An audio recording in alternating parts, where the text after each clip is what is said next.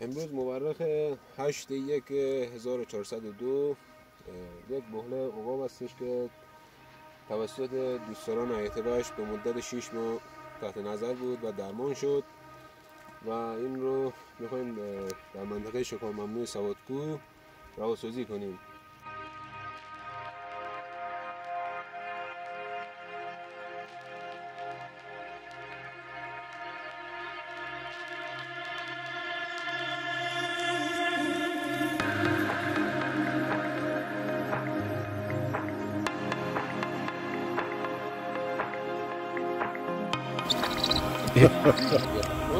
الان